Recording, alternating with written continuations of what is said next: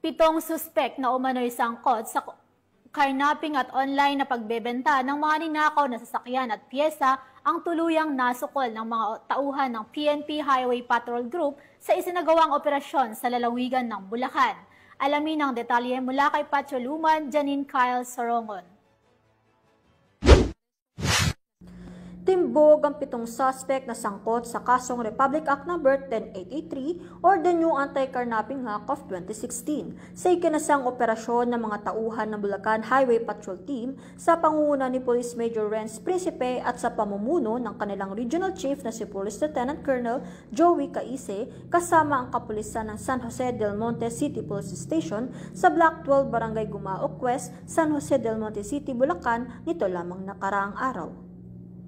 Itong si alias Carlos ay nagrenta ng sasakyan na isang Toyota Fortuner kay Mr. Leesa na kung saan nagkaroon sila ng usapan na rentahan ito ng 4,500 pesos.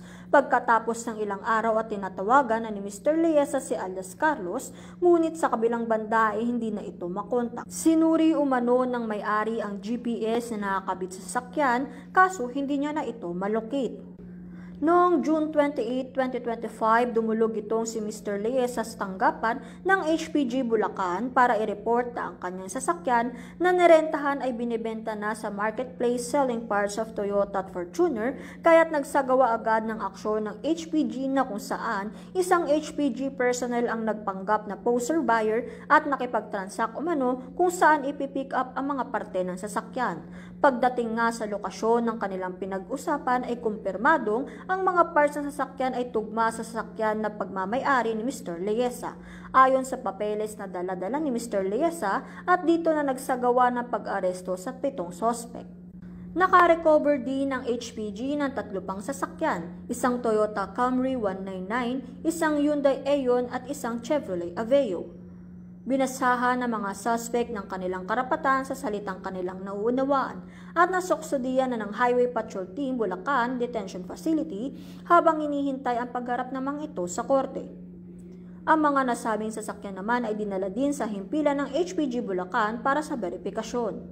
Ito naman ang pahayag ni Police Major Renz Principe patungkol sa nasabing operasyon.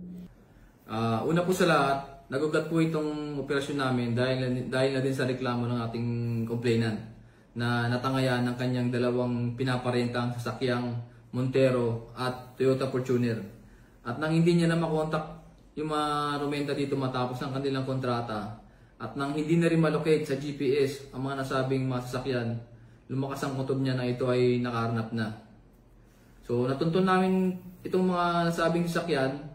Dahil na din sa kanyang pagkadismaya, nagbakasakali na lang siyang tumingin sa marketplace, sa mga group chat ng benta ng mga sasakyan. At eksakto naman, may katugma na binibenta na kalintulad ng modelo at kulay ng kanyang nawawalang Toyota Fortuner.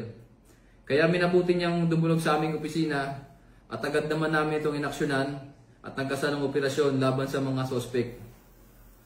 Sa gitna ng aming operasyon, aming aktong naabutan ang mga sospek na nagkakalas ng mga pyesa mula sa isang SUV na kulay puti at mula na din doon sa mga aming na-recover na plaka at chassis.